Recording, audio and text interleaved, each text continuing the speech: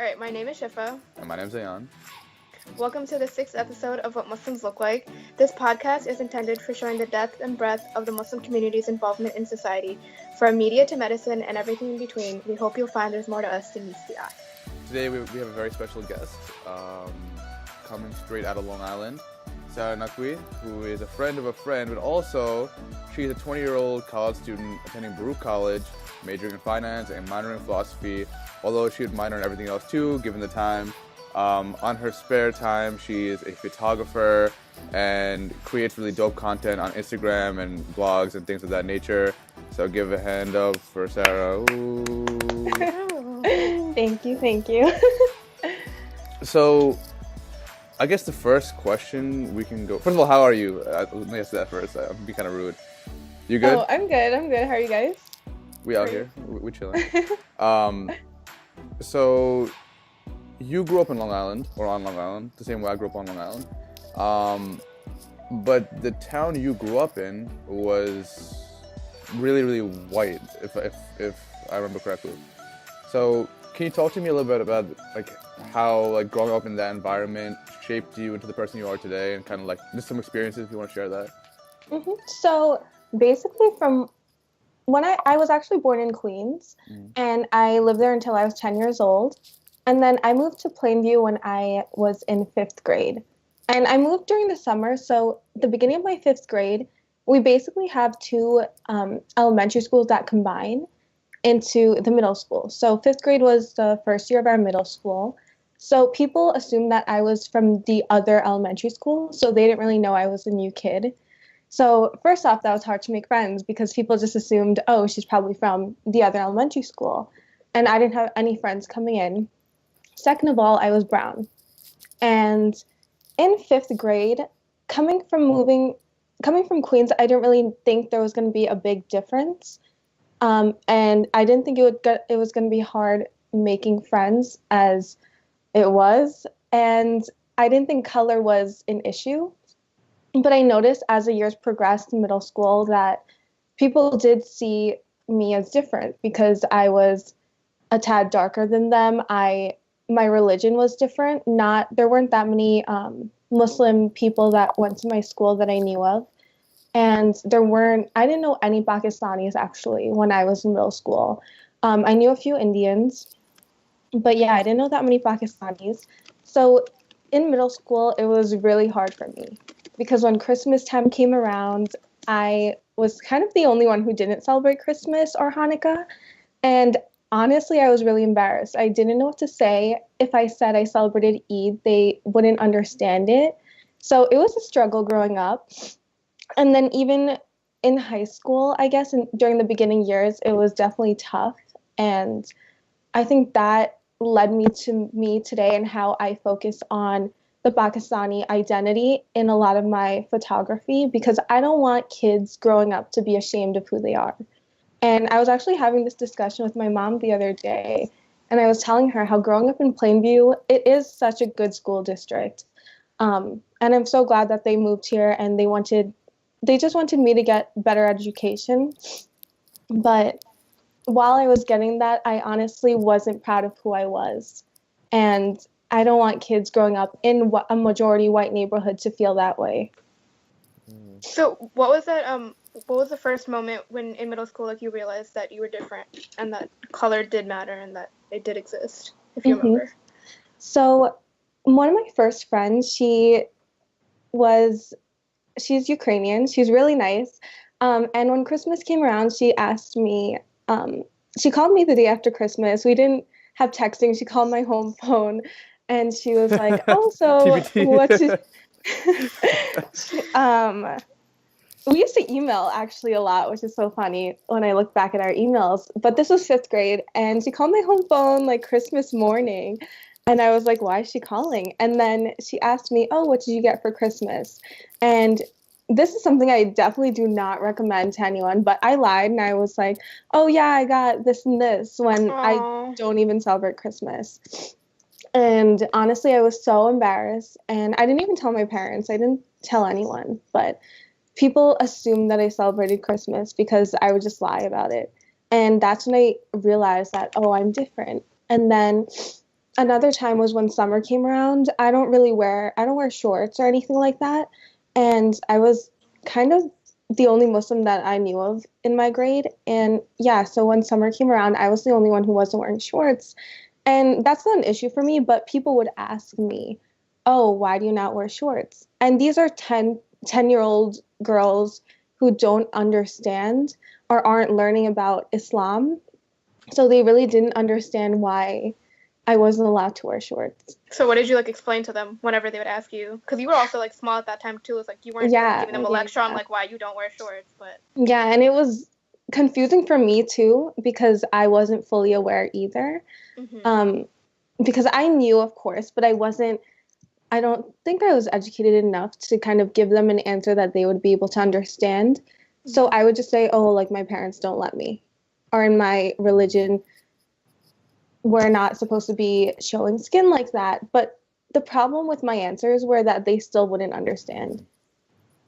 And the issue is like when you're 10 years old, like no 10-year-old should have the onus put on them to kind of defend their way of, you know what I'm saying? Like the point of being a child is to kind of be carefree. And for, I think for a lot of us, and the reason why like I asked that question is I think all of us who grow up in a like, predominantly white environment, which is almost all of us, have the understanding that we're kind of the flag bearers or torch bearers, whatever you call it, for our race and religion or whatever case it may be from the age of like 5. You know, especially being that all of us grew up right after 9/11, right? So Shifa wearing hijab, age 11 or 12, whatever, that's automatically like boom, boom, you know what I'm saying, Muslim alert, so. And like we weren't even like that old like before 9/11, so like we weren't like our parents who like knew what life was like before 9/11. Like we only got like the post side where like people just like have assumptions and stuff about Muslims. Yeah, and I think a lot of people don't kind of take that into consideration when they ask us kind of what we were doing on 9/11 or if we remember, because they're like, oh, you guys are too young, you don't remember. But the after effects still had an influence on our lives because that's when people would be bad towards Muslims. And I'm pretty sure a lot of people in my neighborhood, their parents don't like Muslims.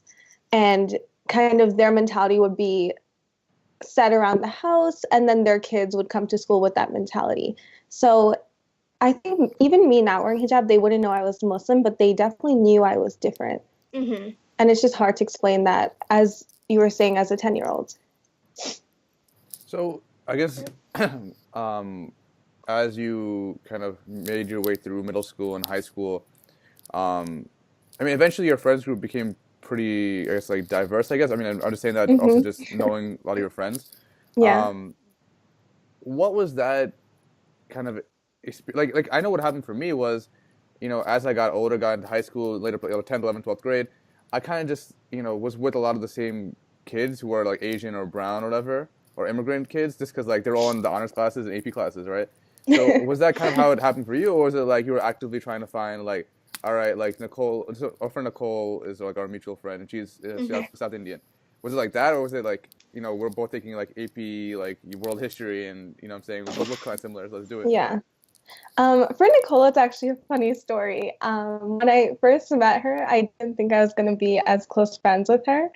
She was very different than she is now. And I didn't walk up to her and befriend her because she was brown. She was actually a new kid in school, and my friend Julia, who I was talking about earlier, who's Ukrainian, she was the one who said, oh, we should approach Nicole. She is a new student here. She probably doesn't have that many friends. So it wasn't even out of me trying to be friends with people who were Asian or children of immigrants. It was just, we would kind of be friends with whoever, and I guess we leaned towards them. And I think in Plainview, at least, or in the town I live in, at least, it is a lot about how people were raised. And some people, they already have their clique, so they don't want to. A lot of people grew up together here, so their family's already friends. So they already have their cliques, their friend groups. They don't want to try and expand it and talk to new people. But with my friend group, at least, we would always talk to new people. We didn't have an issue. If there was a new student, we knew how hard it is to be a new student here and to try and make friends. So I think we kind of just became friends. It was really random. It wasn't even that we were choosing to be so-and-so's friend because they were brown or South Asian or whatever their ethnicity is. But do you think that like had an effect on like you guys drawing yourselves to each other just because like you had that aspect to relate on? Yeah, I definitely think it made our bond stronger because we had so many things to relate on, so many topics that were very relatable for each of us, especially with having our parents be immigrants. Like our parents were not part of the PTA, which some parents may be that have immigrant parents, but our parents definitely were not as involved as other parents may have seemed. They were not the ones to be like, yes, I'll go on a school field trip with you.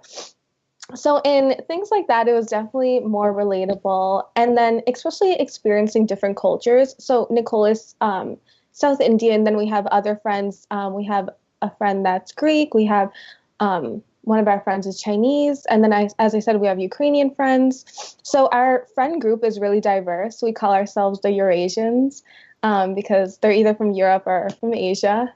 And I think just us, we're also very open people. So we like to learn about different cultures. So that definitely played a part in us being closer friends.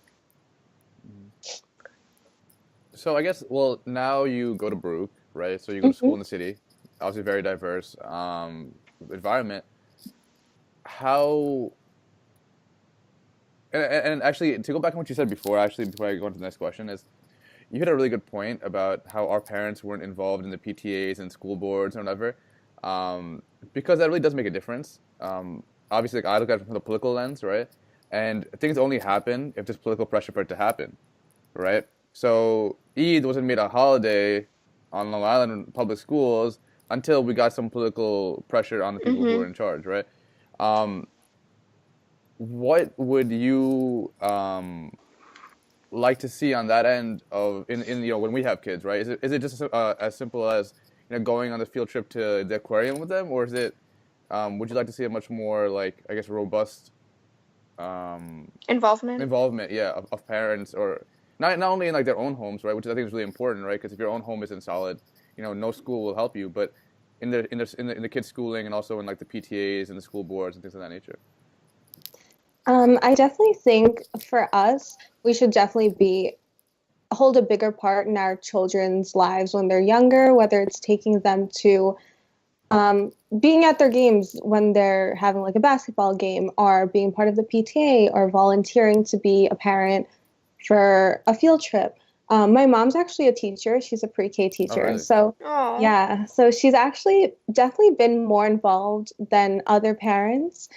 She's tried her best to make me involved in the community. And I know how hard it is for her because she came here from Pakistan after she got married. And her being a teacher, she has education on how children should be raised, and kind of she knows that she should play a bigger role in our schooling and our extracurricular activities. That I know she tried her hardest, but I think since we already have a solid foundation here, we should definitely be more involved. One thing that I wanted to ask, like based on what you were saying earlier about like how you grew up in like in a very like white environment and like how it sort of affected how the kind of content you create. Can you talk to us a little bit about like the kind of content you create and like what inspired you to do that? So my main inspiration, if you kind of go through my older pictures, comes from Honey, which if some people haven't heard, that's Humans of New York. And I honestly think he's a genius. What he does is he'll take a picture and his caption is based on the person who he took a photo of, and I guess a little bit about their background, something they said.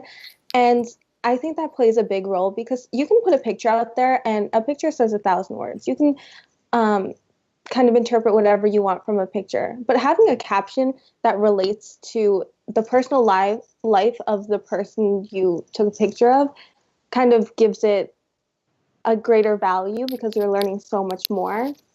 So I had a series during the summer called Aajkal Ke Bache, and it was just about the lives of South Asian. I mainly focused on girls and I guess their struggles in the community. So And for people who don't know what that means, can you elaborate like what the translation of that is? Oh yeah, Aajkal Ke Bache means kids these days. And a lot of our parents who are Pakistani, who are Urdu speaking, even parents who are Hindi speaking, might say, "Oh, aajkal ke bache," and kind of gear it towards something negative most of the times. So yeah, I wanted to show how kids these days kind of their lives, because people will make assumptions about them but not know much about their background. So I would take different topics and have the person kind of write a short, either a personal story or their opinion on the topic. My Instagram handle is @CloudSara. If anyone wants to check out my series, shameless plug. But yeah, I think the reason I kind of started this is because a lot of my followers were from Plainview. So I noticed a lot of people doing content like this, and I noticed mostly South Asians were the ones commenting or seeing that it's relatable, but I wanted it to be a broader thing. I want people who even aren't South Asian to understand our culture. And I felt like even if people from Plainview who follow me or who aren't South Asian who follow me, at least they'll get to read my content and understand more about our culture and not just judge us, maybe even tell their kids. So when their kids are in 5th grade, they won't ask someone, why aren't you wearing shorts or why aren't you celebrating Christmas? What I remember the one of my favorite ones that you did was of the bindi. So the bindi is what I guess like brown girls wear. It's like on their head, the little down the head thing. The dirk whatever the stereotype is in America. But it's a vibrant part of the South Asian culture. And you had a picture with Nicole, my friend Nicole, where she was talking about the appropriation of it, right? So how, like, let's say you went to school wearing a bindi, right? You're this like curry smelling whatever thing, right?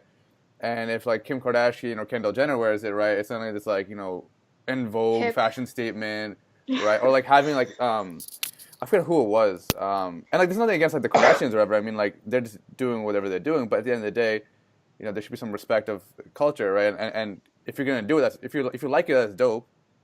But at least pay homage to the culture that comes from. So I guess, how is it now, kind of seeing the things that you were bullied for growing up becoming like trendy, right? So shalwar kameez is almost like there's a way for that, right? Arabic lettering, right? For which rapper it was. Some rapper had Arabic subtitles which were in the wrong direction too. So I was like, okay, like things of that nature, kind of coming coming to the forefront now. How did you come to grips with that? Kind of knowing that, hey, like 10 years ago, I was bullied for this, and now I'm saying it's worth $5,000 at Zara. I actually think it's kind of crazy that something I was so ashamed of when I was 10 years old is something that's so popular now. And I hear a lot of people saying you shouldn't put these people down for trying to express your culture, but it's not even about them wearing a bindi and looking cute. It's just the meaning behind it. Like, you guys will still, if I ask you a question about Ramadan, I bet half of you guys wouldn't be able to answer because you guys aren't being educated on our actual religion and culture. You guys are just doing it because you think it's cute. And there's a huge difference between being ignorant about something and being educated. And I think people don't use their time wisely to actually become educated on these topics. And it hurts because especially nowadays, we have access to the internet and to so many things that we can learn. We have books, we have the library, but you have your phone that you're on 24/7. You can just Google and learn something or watch a YouTube video. And you have just so much access to learn about our culture, but instead you're just going to use it for your own benefit. Well, I think it's a factor too, and like, to kind of, take their side for a second, it's our society tokenizes very easily, right? And that's people of all backgrounds, right? So, Ibtihaj Muhammad, right? She's a fantastic fencer, right? But people just focus on her hijab all the time, right? Like, she's more than just her hijab, right? So I think that, and I forget who it was, someone, maybe it was Riz Ahmed or someone that said that, how come when a white guy makes a film, he can talk about Joe from the ice cream parlor down the street, but every time I'm in a film, it has to be about terrorists, or it has to be about, like South Asian, like, racism. You see what I'm saying? I think it's a factor of kind of being able to break those narratives. You see what I'm saying? Like where you're able to create content series that don't have to focus on brown people. And that's something that's going to take many years, of course. But I hope that at least when our kids are growing up, that they don't have to make the active choice between, hey, do I talk about my South Asian culture or my American culture, and they realize that they're both actually intertwined. Mhm. I don't know if I made that kind of point succinctly, but yeah. So basically, what you're trying to say is we don't have to focus on like our specific culture. No. I'm saying that right now we have to because we're in a situation we have no other choice. But we don't have a choice to do it. Yeah. But like in the future. And like for example, right?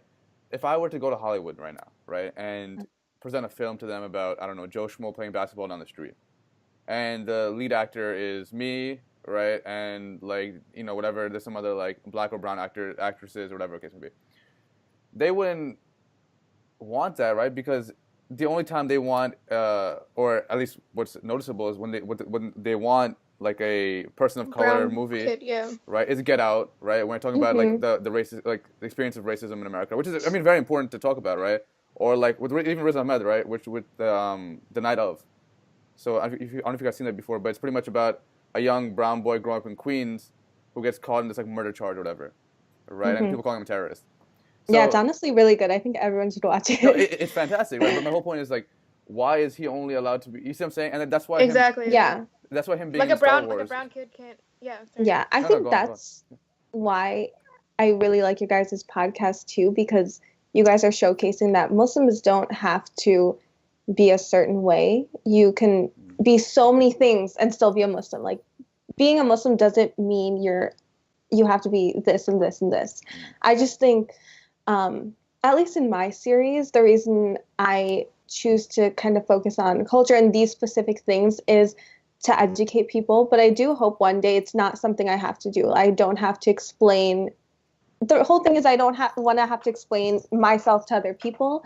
It's easier if they kind of just know our culture. And I think a lot of it's the education system. And I guess not learning enough, because I even remember in middle school, I used to get so excited when we would learn about Muslims and anything that had to do with Islam, I guess. But I noticed it's a very small part. And I don't even think I ever learned about Eid in middle school, actually. And I just think that's sad. Yeah, it was never enough. Like how we celebrate Christmas, which I don't think is bad. I think we should definitely learn about other cultures as well. But there should be an equal amount of learning about Islam if we're going to learn about other cultures or other religions. I heard something really... Sorry, go on, Shifa, sorry. No, go on. You can go. I'll remember after. You can go. I've been kind of blabbering for a while, but... No, I was just gonna say, like, even in like college, like right now in Temple, that I'm experiencing like some interactions that I've had. People like had no idea that like wearing the scarf meant that I was a Muslim or that we pray, and it's just like, how are you living in this kind of like age and time where like you aren't even aware that Muslims pray or that this scarf means that I'm a Muslim? And it's just like you're saying before, the education system, like if they just taught that at a young age, like, oh, like these are the like big religions, or like this is like different types of culture, then it would just be so normal. But like that hasn't been the case, and it's just like you can see the effects even trailing on to now as like 22-year-olds not knowing that like world's major religion.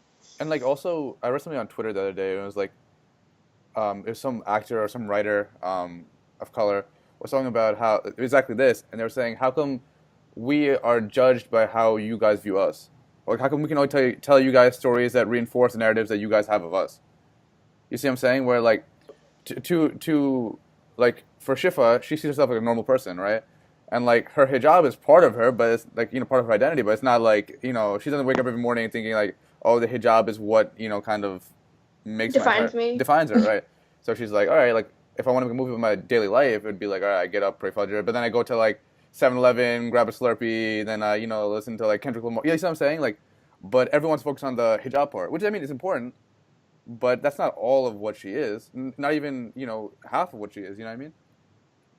Yeah, I think that's a big thing, because I feel like people are grouping hijabis together and not realizing that everyone's their own individual person. They have their own identity, and you can't just stereotype someone without actually knowing them personally. And it's crazy how just one piece of fabric, if you take that off, people decide they're going to see you a totally different way and think you're totally different. And I think it shouldn't be that case, but I definitely think it is the education system. And the reason I'm doing it is to educate people more about our culture and our religion. And I guess I didn't have to do that, and people grew up knowing this already. But as you can see, they definitely are still not aware. So this is stuff that you're doing on the side, right? Like you're that you're creating. So, and you're studying finance in college? Yeah, so my major is finance. And what do you hope to like do with that in the future? Or like what are your plans? So I actually am an office assistant at a wealth management firm, which a lot of people don't know. Because I guess through my Instagram, you kind of just see pictures and I don't really focus on my finance part. But I'm hoping to kind of be their finance intern during the summer and just work with them. But in the future, this is definitely a hobby of mine and something I love. And I would love to do this full time. I just think it's definitely hard to be able to do that. And I like math a lot.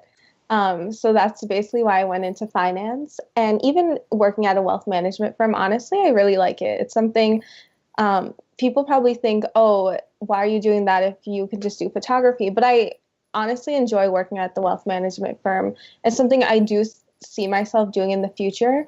And I hope to continue it along with photography. Photography is a hobby. I definitely think you don't have to make your hobby your career. And I think you're so lucky if you're able to do that, because it is definitely hard and riskier, which is why I'm doing finance as well. And hopefully in the future, maybe I can do photography as a full-time job. But yeah, I'm focusing on finance right now. And that's like one of the benefits of photography. Like it's such a really malleable like subject that you can go into it full time if you want, and like if you're dedicated enough for that. But also like if you're just interested as a hobby, like you can keep doing what you're doing, which is finance, which you also have like interest for, which is great interest. Yeah, and it's also something that I can do anytime. So I basically have class 9 to 5 back to back Monday, Wednesdays. I'm a full-time student, and then I work Tuesday, Thursday, Friday, 9 to 5. And people are like, how do you have time for photography or taking pictures? But I think even if you have an hour a day or 5 minutes in a day, it only takes 0.2 seconds to snap a picture. Of course, there's editing that goes behind it, as you probably know, which takes more time. But I have even my commute. So I commute from Long Island. So my commute is around an hour and a half. So during my commute, I have so much time to focus on it. Whenever I'm not studying, I'll be taking pictures. So I kind of utilize my time well in the sense that I try not to waste any of my hours in the day. Of course, I'm on Twitter half the time or watching Netflix. But nowadays, I've been trying to use my time wisely, especially being a 20-year-old. I know these are the years where going to college, I'm able to spend my time taking pictures, doing something I love, along with doing school and doing work. So, it's funny you say that about being 20, because I remember like before I turned 20, I was kind of like, like whatever, like life will kind of figure itself out. And then like last year, my birthday hit, and I'm like, all right, like I need to make this decade like count, right? And like I remember for like the next like week or so, I was just like up all night just like doing work, and then like I lost that fire eventually. But it's important to kind of put it in perspective. But I guess what's really cool about photography too, about the malleability of it, is if you really like finance and you really like photography, like who's to say you can't take pictures of like the New York Stock Exchange or whatever? It's things like that. You know what I mean? Like just ways to. It's kind of like writing, right? I do a lot of writing, and like I like hip hop, so I write about hip hop. You see what I'm saying? Like so you're able to. You can always combine the two. Yeah. Yeah.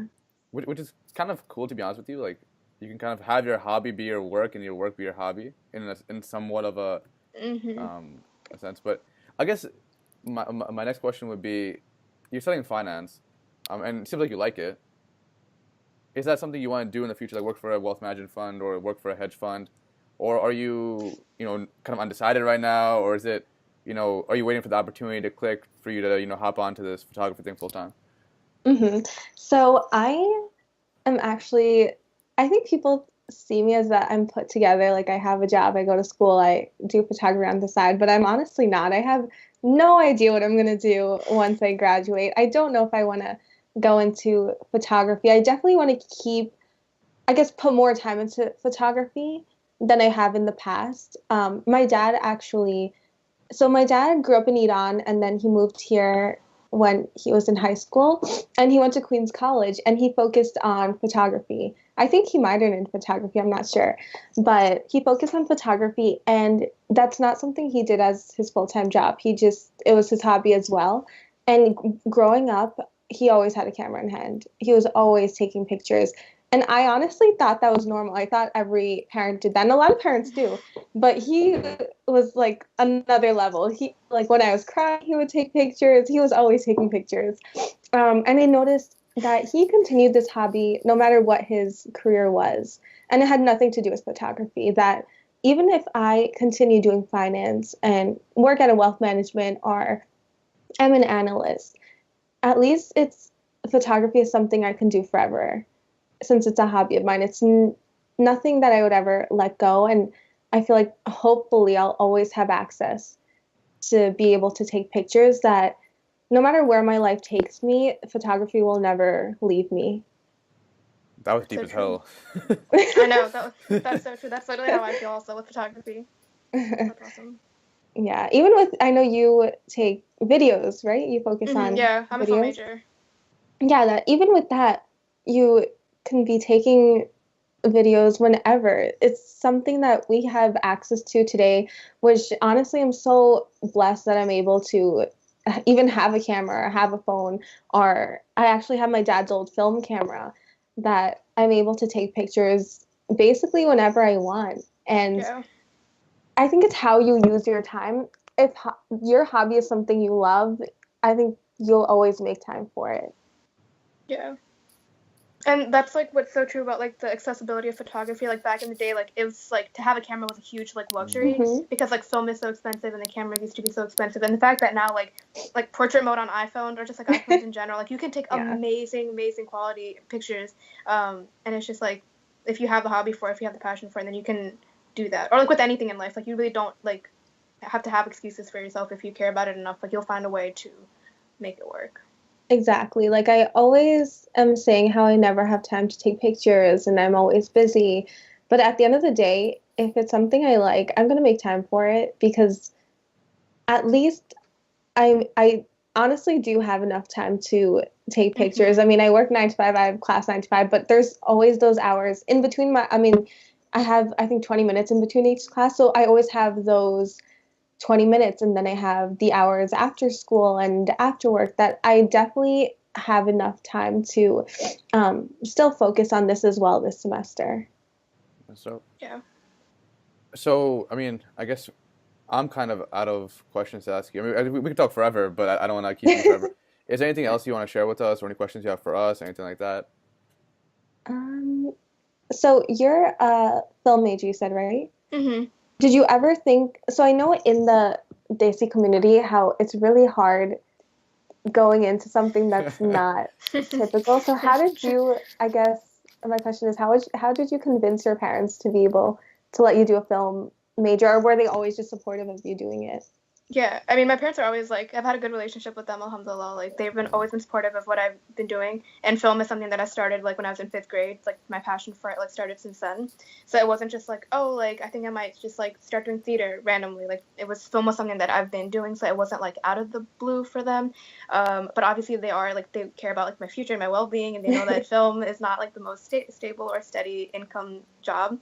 But I just couldn't see myself doing anything else. Like, I know that sounds cliche to say, but I literally like film and photography is all I do. Like, it's my work and it's like my job and it's like my major and it's my hobby. So it's like that's if you ask me what I do like in the morning or at night or like in class, I'm doing the same thing every time because it's just like It's like a intertwined. 24/7 thing. Yeah, and I just like love it that much. And so like in the beginning they were like hesitant about like letting me do it, but Hmm. eventually like they came around to it because they saw like I was excelling in it, that I was like getting things and I was going like I mean, like I placed in a few like different film festivals on my campus, or just like I got a job as a videographer. So like I'm making progress in that field, and so they can see like I actually care about it and that I can, inshallah, like go somewhere with it. So I think it's just showing them that like it really does matter, and it's not just like, oh, I just want to take pics or like make videos or something. So yeah, I think it's just like being dedicated to what you want to do and just letting them see that. But yeah, I feel like it wasn't easy.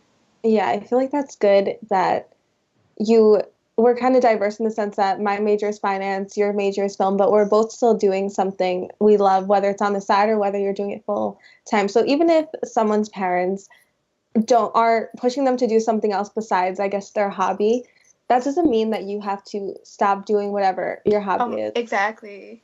Whether it be dance or taking pictures. I think if it's something you love, whether your parents are allowing you to do it or not, you can always make time for it. Yeah, I have like so many friends who love to do film or love to make videos, and they're so talented, but they're like nursing majors or they're like, pre-med, but like I always tell them that if you want to do it, like you don't have to like switch your major and make it your entire career. Like you can always just do that stuff on the side and still be as successful or even more, if you just care about it enough. Like if you, what's that quote that's like, if there's a will, there's a way, but like if you have time, if it's important to you, you'll make time for it. So yeah, exactly. That's my whole thing. I'm like, as long as I have time, I'm always going to be taking pictures or posting pictures. And I feel like a lot of people nowadays, I guess, are into photography. I don't know if it's because of the access or or because of the aesthetics or whatever. That's why I don't really call myself a photographer. I kind of just do it for fun. I don't know. Or I don't call myself a professional photographer. Yeah. But yeah, I feel like if something's your hobby and you love it, you'll definitely find a way to continue doing it. And even with AI, sorry for kind of not you, but even with you, sorry, with your even with you with your rap music or whatever you love to do, writing. I mean, I think I was listening to Russ, the rapper Russ, the other day, and he said something really profound. He was like, "It's easier said than done, but if it can be said, it can be done." Right? And that hit me, right? Because it's like we all have these like really ambitious goals of doing this or doing this and doing this, and yeah, like they're ambitious for it's called ambition for a reason, but like, did anyone without ambition ever do anything important in life? And like the answer is no. You know what I mean? Like even our parents, right? The decision to come to America, a foreign land, and kind of make a name for themselves over here, that's pretty freaking ambitious. And yeah. I think, we lose track of that, kind of like, don't, our parents have let their dreams kind of waver, and their dreams are us. So, when we kind of, say that, my mom or my dad is kind of strict, or they want me to do this or whatever, we have to kind of realize, like, you do wealth management, right? We are the wealth management. You know what I mean? Like, we're literally, like, what, they see themselves in us, and they want to see us do things that they never were able to do. So I think, it's pretty cool. Like, I mean, like, me and Shifa are cousins, right? So I know her family, she knows mine. And it's really cool to kind of see our parents kind of realize that we're kind of good at this stuff. Mm-hmm. And then the support they give us is, like, unconditional after that. Yeah. Right? Because at the end of the day, they just want what's best for us, right? They're not trying to be here to, spoil our parade or nothing like that. It's just they're scared that we won't be able to make a living out of it. And once we show we can, they're like, hey, that's awesome. Like, I overheard my dad one time, and I haven't shared this with anyone, but this is really cool. So we had like an Eid Dawat or whatever, right? And I'm like, the uncles. Wait, what's an Eid Dawat for people? Yeah. So Eid is like our holiday or whatever. Dawat means like party, so it's an Eid party, like a Christmas party except for Muslims, right? No alcohol. So you know how like all in like South Asian cultures, there's like a room for all like the uncles or like the dads, and there's room for all the moms, right? And then the kids play like Xbox upstairs, whatever. So I'm walking past where all like the uncles are sitting, right? And my dad keeps there's a newspaper article written about me in the school newspaper that he keeps a copy of in our like common area or whatever, right? And he was showing to one of the other uncles, and he goes, "Ye mera beta hai, Ayan, like this is my son Ayan, right? And he's gonna be a congressman one day." Right, and that was the first a congressman, like whatever, right? Oh. And like that was the first time I ever heard my dad like actually like he never admitted to me, right? I think his pride is too high. I feel like our parents never do. Yeah, it's weird. But I was like, damn, like he actually like sees the vision. You know what I mean? And I think that's the like that's he believes the in coolest part. you. You know what I mean? Because at the end of the day, like I think our parents believe in us unconditionally. I think they're just scared to believe in the rest of the world. You know what I mean? Yeah. And like they're not. Yeah. Like my parents weren't sure if the world is ready for a Muslim kid going to politics, right? Like Shiva's parents weren't sure if, there's a room for a hijabi girl, female trying to, go into film. But once we show that, hey, there's room if we make room. I think that's the most profound thing. Profound. Yeah. Yeah. I think our parents sacrifice so much for us that they don't want to see us fail, I guess. And I definitely relate to that. Like if I was my parents, I would definitely want the same for my children. And I mean, I just want to make them proud at the end of the day and keep them happy, because I know I would never be able to go through what my mom went through or what my dad went through to come here and learn another language. And it's not even about language. It's about the culture here is so different than whether you're my dad in Iran or you're my mom in Pakistan. It's completely different than coming here and trying to learn something completely different and having people who don't even understand your own culture from where you come from. So it's kind of trying to leave that behind and I guess adapt to being here, that I can never even imagine what they went through or what they're going through. Well, I would say that we're much weaker than our parents. Like there's there's no way in hell even our grandparents. Yeah, I feel like we're just the weakest ones. Yeah. Well, think about it, our grandparents had to go through partition of India and these kind of things, right? And British colonialism. Our parents had to go through immigrating to America. Like my dad, right? He had to go through. So my grandparents had to go through. My paternal grandparents had to go through partition, the civil war in Bangladesh, and come to America. Right, I would probably been dead at partition. You know what I mean? I wouldn't have survived that. So and for us, we complain about getting up at 10 a.m. Right? Right. What's our biggest struggle? So. We complain about so much, and then I think about why my mom's always yelling at me why I'm sleeping in bed till 11 or 12. But then I realize it's because honestly we're so blessed with everything we have, and we don't realize sometimes how grateful we should be with our surroundings and I guess what our parents gave us. And I think that usually gives, at least for me, motivation, when I am being lazy or trying to be very complaining all the time about what I'm doing or not having enough or anything like that. I have to remember just my parents struggled so hard for this, so I have nothing to complain about whenever I think back to their situation. So yeah, exactly. Yeah. And me, I guess going to school in the city, so I have a 20-minute walk from my work and from my school, opposite directions, but I am always seeing homeless people, and I don't know, it just makes me sad, and I think about how grateful I am for everything my parents have done for me, and I guess the life I'm able to live, because even when I'm talking about living in a white, I guess, neighborhood, I'm still grateful that they moved here for my education purposes and everything like that. And I'm not trying to hate on my neighborhood because it's definitely good, but it's just, I guess, the culture and everything like that. Because from what we're given, I want to, I guess, utilize that in the ability to be able to educate other people. I think that's a really important part of what we touched on, right? Whenever I talk about my community, you talk about your community, our communities weren't bad communities, and the people living in them aren't bad people. It's just imagine I don't know, your parents and grandparents and great-grandparents, right, living a certain way, interacting a certain way, and all of a sudden these people come who don't interact in that same way, right? And a 10-year-old kid isn't born racist, right? Or they're not trying to be exactly. They just don't understand it, right? Or even the parents, right? They're to be honest, right? If you didn't know any Muslim person, right, and the only caricature you got of Muslim people was of terrorists saying Allahu Akbar and blowing themselves up, when I show up to a kid's house, your son's house, to play Xbox, I mean, it's I don't want to justify it, but I can kind of understand the trepidation they have. And I think that has a big role in even, I guess, us explaining our culture or kind of talking about it, is that we also have to understand that the people that we're trying to explain it to just, I guess, don't have the ability or access or whatever. No, you're playing with your mic. Oh, sorry. Okay, it was just I guess they don't have the ability to kind of even understand that we still have to, we can't hate upon them. We just have to educate them in a way that makes them understand, but not hate us even more either. Well, in the same way they educated us, right? So when I was 5, 6 years old, there was no concept of I don't know, Christmas in my house, right? And going to school and learning about that. Right, and it's only through learning about that I understand that experience, right? So I think it's important And that's why I'm really excited for the next, like, 20, and I always say this, for the next, like, 2 decades or 3 decades of, like, the American experience. Because I think as a society, we're getting much more diverse. But also, we're getting, like, we're starting to appreciate each other more.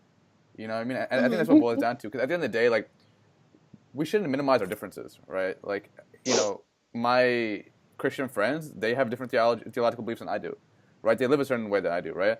They don't use a lota, you know, which is disgusting as hell, but they don't, right? It's okay to clean the bath that you use to wash yourself. Yeah, exactly. Yeah. You know, but, you know, so those differences are there, right? And we should appreciate them.